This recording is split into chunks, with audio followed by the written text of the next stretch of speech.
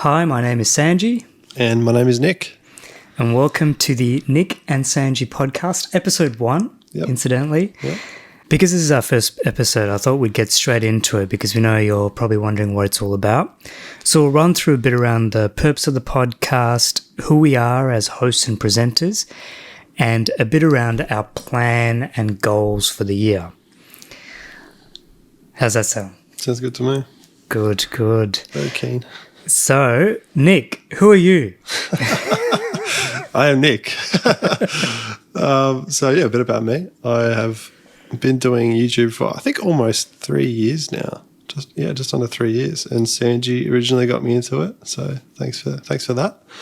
And I sort of started off doing YouTube just as a lockdown hobby. I tried a bunch of different content. Tried like sort of motivational stuff, some like sort of videography style stuff, some finance things, tech stuff. And then I think as I've progressed, it's sort of clarified more that I enjoy more of the tech side of things. So last year I focused more on tech, and then this year I'm going to focus more on videography, but we're going to talk more about that later. And then outside of YouTube, the last 8 months I've been a video content creator full time, which has been really fun. I've learned heaps. At the moment, I'm just doing YouTube and freelance. So it's kind of my main things. So yeah. Like you said, we'll talk a bit more about it soon, but I'm very excited for you and your channel and where it's going. I'm looking forward to it. I I actually still do remember the phone call, I think, or the essence of the phone call when we were talking about it. And I was like, yeah. And you were like, yeah, I think I'm going to start. I was good. I remember that. I was out here on the balcony, I think. Oh, really? Oh. It's all full circle now. No, that's awesome. So I'm Sanjee. Sanjee Sen, you can find me on YouTube. I currently talk about personal finance and investing. However, that's not where it started. So I started 2018 on cooking, and the general idea was, here's a early 30-year-old guy who doesn't really know how to cook, follow the journey of a guy as he learns to cook. And that was interesting because I didn't know anything about cameras then. Yeah, right. So I'd actually bought a Canon 80D just before I got on a plane to move to Melbourne. Arrived in Melbourne, I had the camera. I had a 50mm, the nifty 50, but on a on these APS sensor camera. So it was a terrible setup. If you know what I mean. And I started cooking, and it was okay. And then I just thought, this is not long term because I don't think I actually enjoy cooking. You can't build a YouTube channel so you don't enjoy cooking. Yeah. So 2018 I made a few videos, and then 2019 I didn't make any videos, and then 2020 I thought I'd start talking about personal finance and investing. Start of the year, and then it accidentally lined up with COVID that event. We'll go a bit more into that as well. But yeah, I'm that's the essence of the channel currently, is around personal finance. Outside of YouTube, I work in a healthcare company here in Melbourne. And that's going pretty well. So I'm not someone, and I'll say this now, but I'll say it later, I'm not someone who is looking to necessarily leave the full-time work. I think that's important for me to always kind of remind myself as well, is happy to keep working full-time, but also want to try and do YouTube as well. If you don't mind me asking, why did you originally start? What made you think, I'll start a YouTube channel? Yeah, well, good question, because it was basically moving from Perth to Melbourne, and I thought, while I'm here, why don't I actually try and use this as a point to say, okay, I've moved to a new city, I'll try and start a YouTube channel. And I think initially I did think I should do sort of general guy who's moved to Melbourne. But I seem to have niched down very early into cooking, so that's a good starting point. Yeah, nice. That's cool. Yeah. There you go. Okay, so the purpose of the podcast, why are we here, what can you guys get out of this? So we've actually been chatting about doing a podcast for a while, but I don't think we could nail what the topic was for a bit. And then recently we were just sitting in a cafe chatting about it, and we realised we already get together every once in a while to talk about our YouTube channels, how it's going, our ideas, the journey, learnings, insights. And we could probably start documenting that as we're going, because we both want to grow our YouTube channels. And the learnings that we have along the way would probably be pretty valuable for people who are also at our stage in terms of the journey, but also where we're going and how we're building it would also be valuable to others. And essentially we just wanted to share those discussions. Yeah, exactly. And I always think like chatting with other people, bouncing ideas off each other, like you get so much better results. Like even the last 8 months working as a video content creator, as opposed to the previous couple of years where I was doing video stuff on my own, like the creative ideas I was able to come up with in a team, or like just chatting, even to just my coworker sitting next to me, like so much better than I could come up with on my own. So I think there's so much value in chatting to other people in the same area of interest, and if we're trying to grow it as well, then if you've got insights that I don't have and I've got insights you don't have, we can share, and then hopefully share with people online as well. And I always remember it was like a short of, I think, Mr. Beast chatting maybe with Colin and Samir, but someone saying in the early days me and my friends would just get together and we'd just talk YouTube the whole day. And we'd make videos and we'd talk about what worked, what didn't work. And I'm definitely keen that we have that kind of relationship. And even like I think we've talked about before, when we're more consistent with publishing videos, you get more in the groove of figuring out what works, and you get a feel for it. So if you do it on a regular basis, I think you're going to get so much better results than if you just publish a video, every once a month or something. So hopefully regular catch-ups will help that as well. Yeah. That's something I know I've always been guilty of. Is a video once a while. Oh, I'm the same. Everyone goes through periods, I reckon, where you're more motivated, and then periods where you're less motivated. So that's true. Yeah.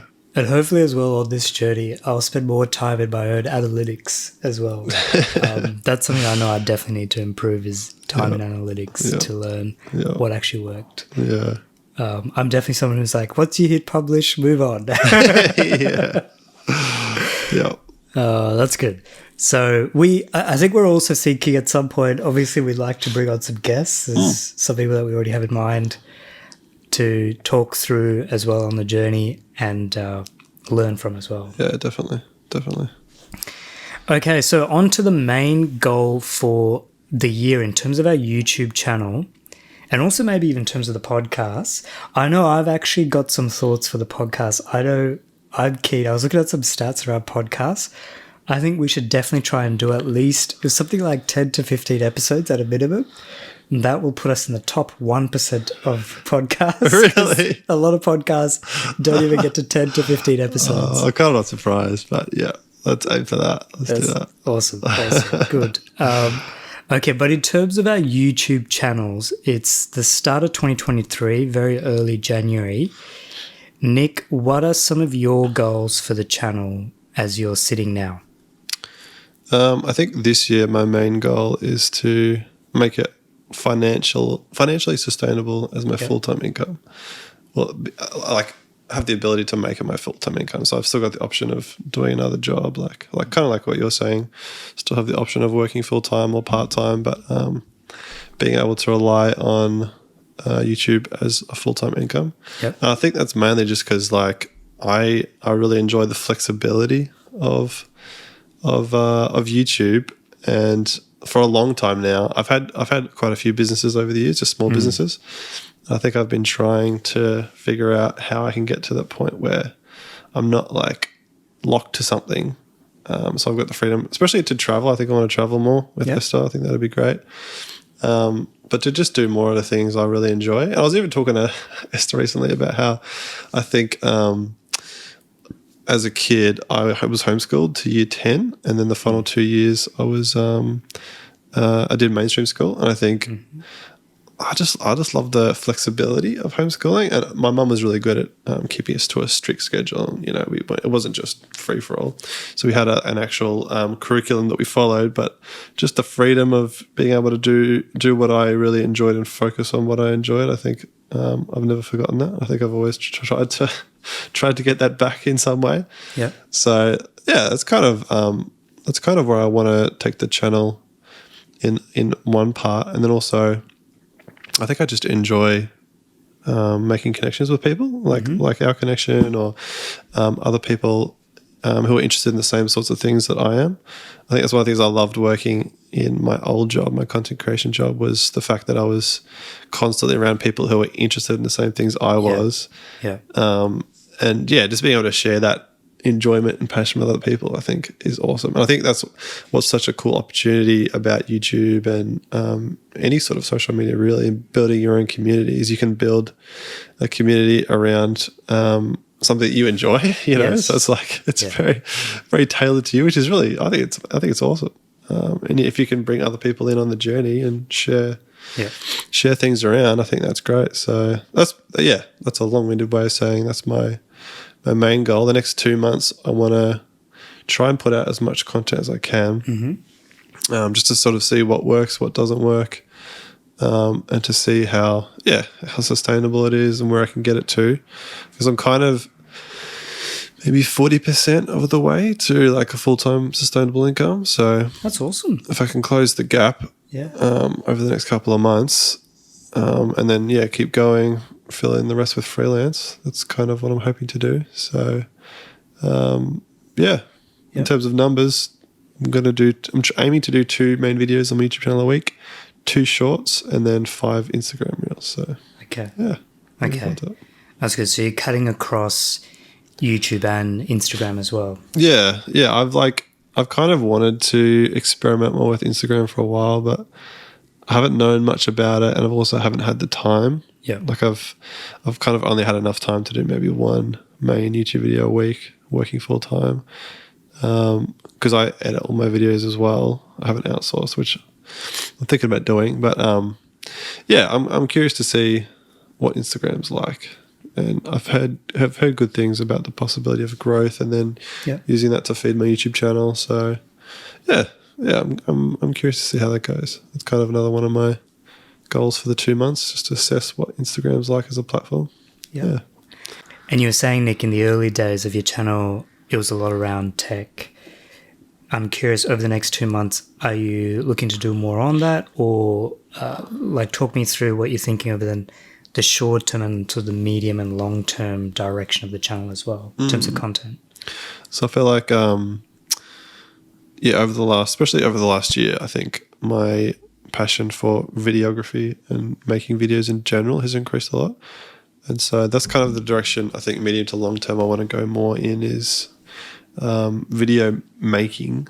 And I haven't quite figured out exactly what that looks like in the long term, because I think my skill is still developing. So I don't really know necessarily what that'll look like. But I like the idea of doing more documentary style or, inspirational type stuff, whether that's just like short form for YouTube or, more like feature length stuff.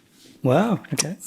Potentially, something like that in the long term. So that's why I'm thinking for the next 2 months plus, like this year, I'm thinking of focusing more on the videography side of things in terms of my channel niche, but still keeping it loose, because I'm not like fully attached to the idea. And I also want to keep doing just general tech stuff, because I really enjoy just general tech as well. So yes. Yeah. So it's kind of like my main focus will be videography, but surrounding that will be general tech still and related topics. Yeah. Yeah. That's good. That's good. So I'll be watching your channel a lot around videography, because that's what I'll definitely need to learn. I think talking head is okay, and then after a while, those other elements are always very important and interesting to learn around the different elements of videography. Yeah. So that's good. Okay, cool. And you've mentioned the frequency, which is good. I think that's always key. It's all around the inputs as well, to make sure you hit that, because the algorithm certainly seems to appreciate consistency. Yeah, exactly. And I always think as well, like you can set output goals that are achievable, whereas you can't necessarily hit subscriber goals. I mean, like it's less certain. Like you can control how much you output content, whereas you can't always control how many views you get or whatever. So, Awesome. Okay, well, for me then, it is all about getting massive.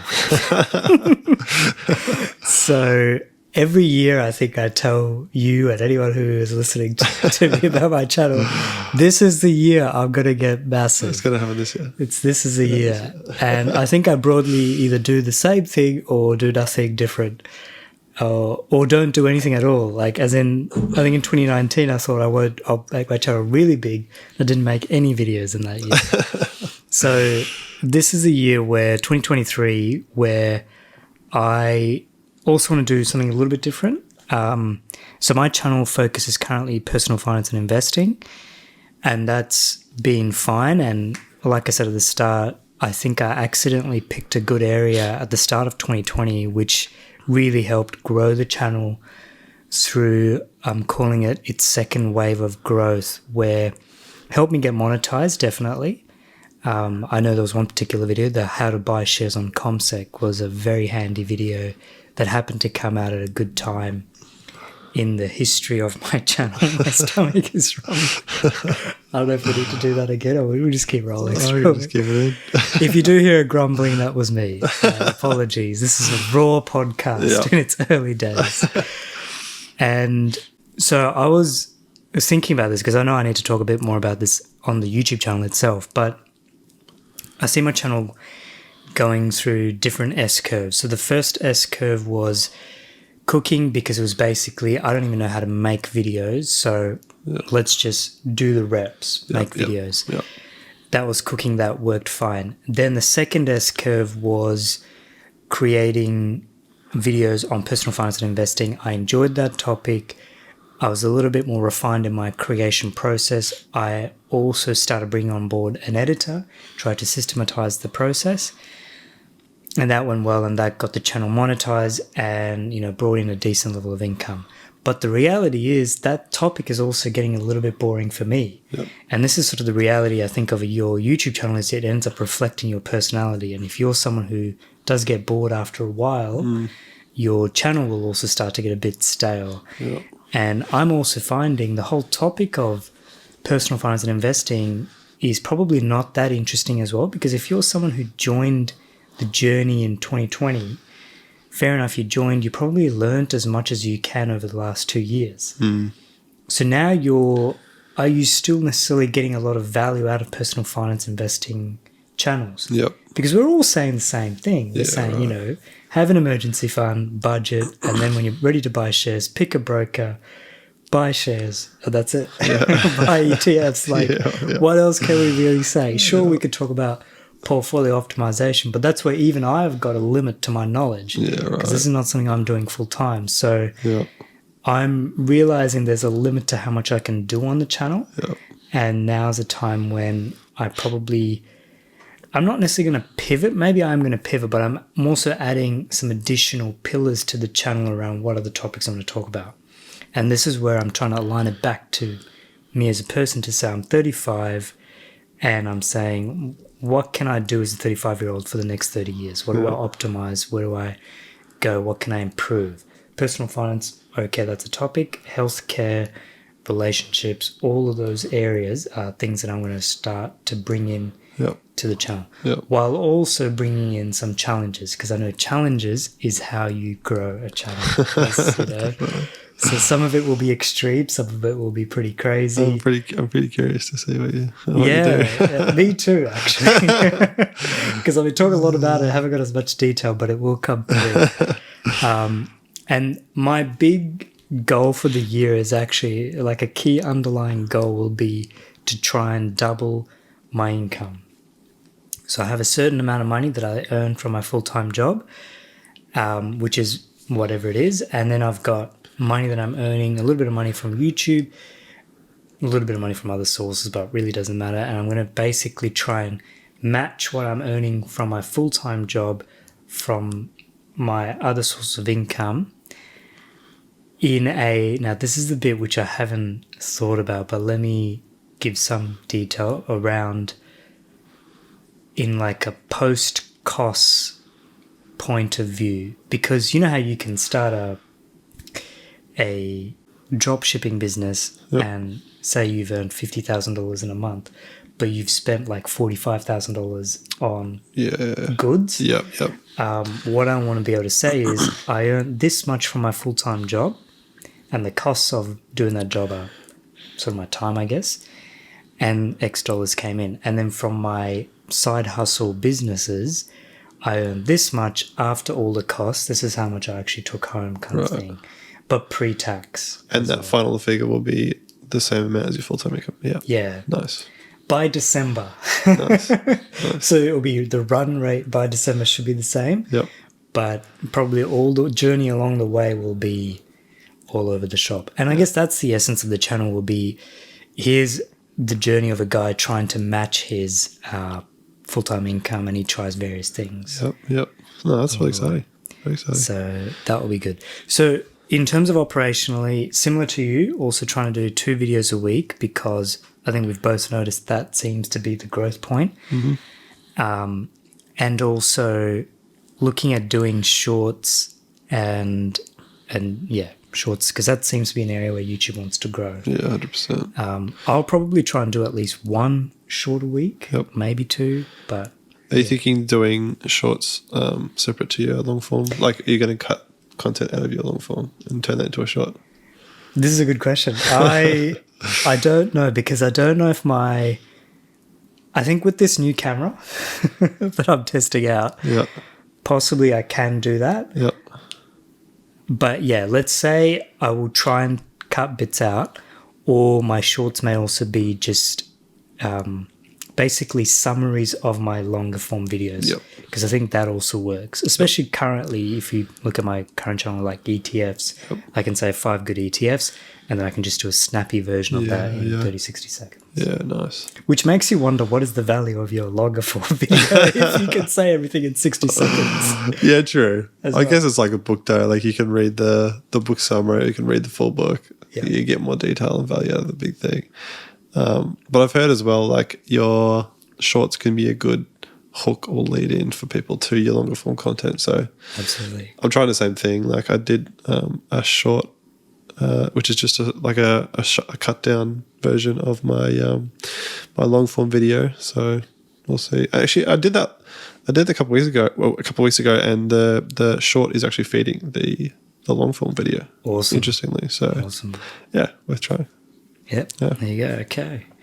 So shorts, long form, a few posts. I think the main challenge for me though will be, how do I go from personal finance investing to broadening out? And being comfortable with the fact that I'll probably lose some viewership. But hopefully the viewership that stays around will appreciate this is the reality of the journey that I'm going on, and you can't just keep making videos about stuff that you're not as fussed on either. Totally. So Nick, let's leave it there. Where can people find you if they want to find out more about you and your channel? So just on YouTube, Nick Kendall is my YouTube title.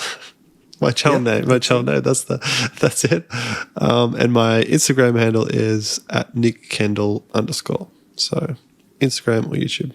How about you, Sanjee? Where can they find you? Yeah, so I'm Sanjee Sen, SANJEESEN.